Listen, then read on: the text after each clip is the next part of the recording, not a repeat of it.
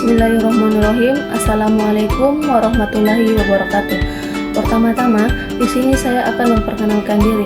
Perkenalkan, nama saya Nurjannah dengan NIM 23.021.AF dengan nama dosen pembimbing Pak Maulana Zulkarnain Imansyah, SPAM M Biomed.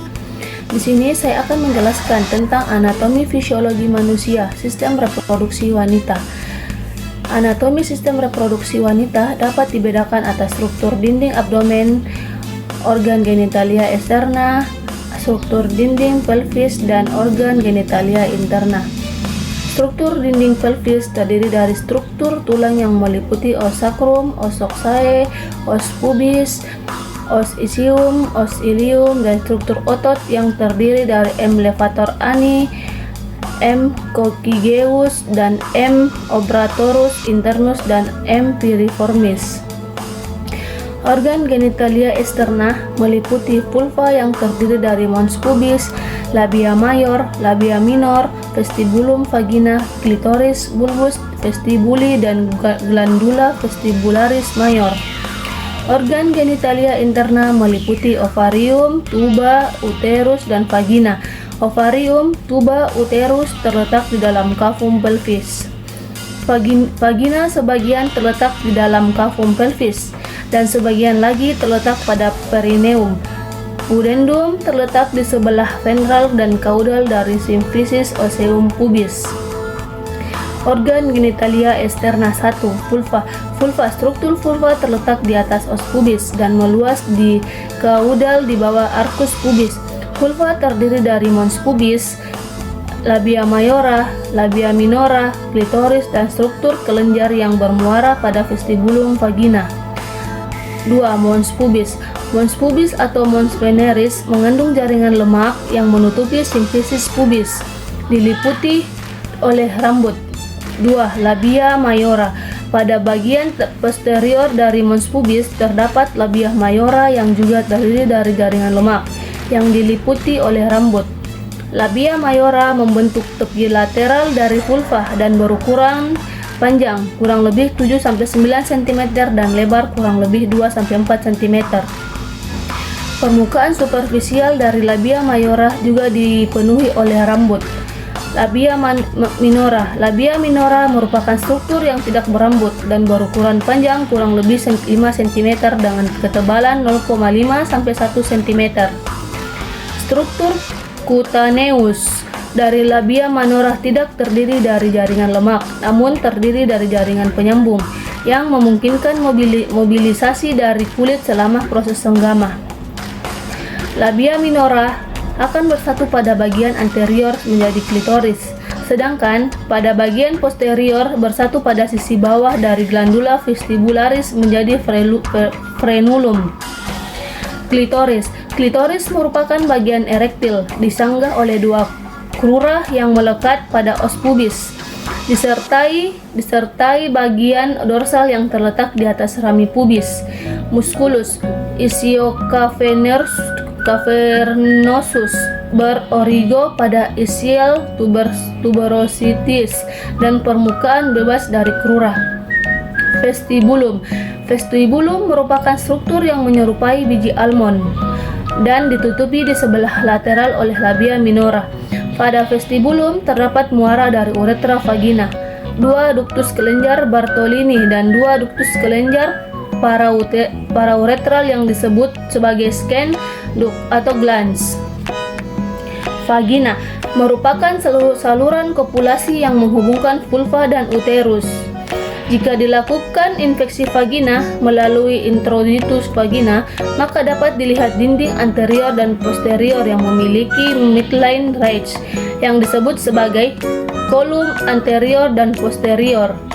Perineum terdapat banyak struktur yang menyokong perineum. Di antaranya dapat dibedakan atas diafragma pelvis dan diafragma urogenital. Organ genitalia interna. Uterus adalah sebuah organ muskuler dengan bentuk berat dan dimensi yang sangat bervariasi, tergantung pada stimulasi estrogen dan riwayat persalinan. Uterus merupakan ukuran panjang 7-8 cm lebar 4-5 cm serta tebal 3-4 cm dan tergantung pada liklatum. Uterus dibagi menjadi 4 bagian, yaitu fundus uterus terletak di bagian kranial dan mempunyai permukaan yang bundar. Corpus uteri merupakan bagian yang utama terletak menghadap ke arah caudal dan dorsal. Fascia vesicalis uteri dipisahkan dari vesika urinaria oleh spasium uterovesicalis. Fascia intestinalis uteri dipisahkan dari kotoran sigmund di bagian kranial dan dorsal oleh excavatio rectouterina pada margo lateralis melekat liklatum uteri.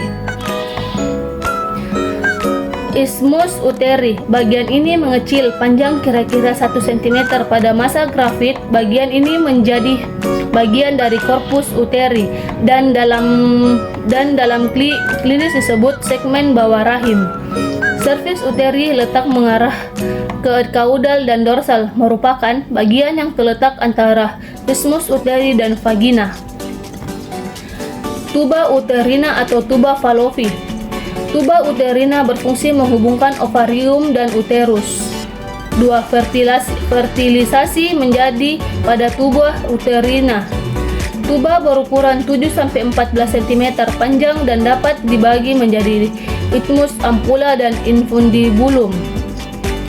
Ovarium merupakan sepasang organ yang terletak pada pelvis minor dan berukuran panjang 2,5 cm sampai 5 cm, lebar 0,5 sampai 1,5 cm dengan berat 4 sampai 8 gram. Ovarium berfungsi memproduksi oosit sesudah usia pubertas dan juga menghasilkan 2 jenis hormon, yaitu estrogen dan progesteron.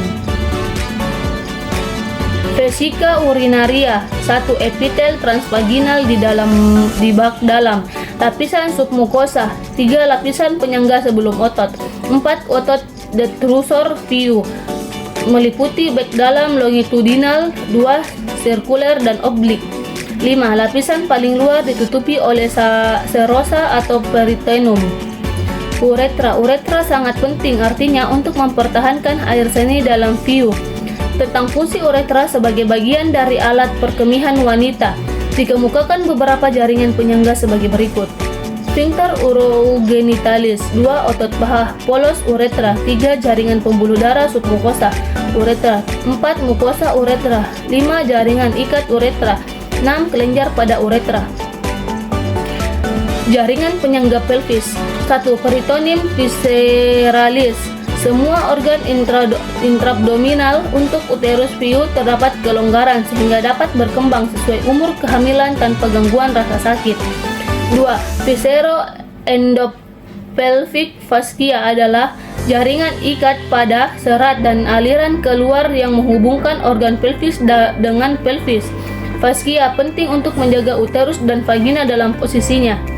3. Diafragma pelvis adalah levator ani yang terbungkus oleh fascia levator ani. Ini berfungsi untuk berkontraksi tonik untuk menutup lumen vagina dan uretra.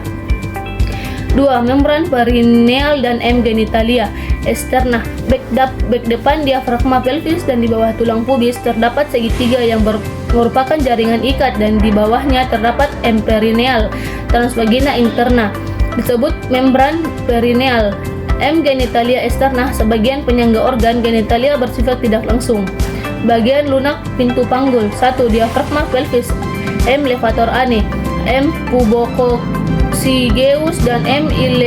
ileococcygeus. 2. Diafragma urogenitalis. A.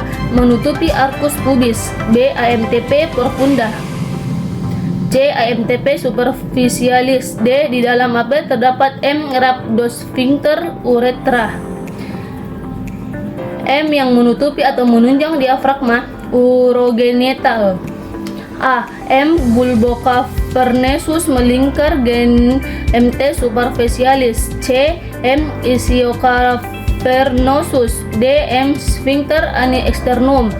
Beberapa bagian-bagian lunak pintu bawah panggul seperti yang ada pada gambar ini. Dan kita lanjut kepada posisi dan mobilitas urania uretra.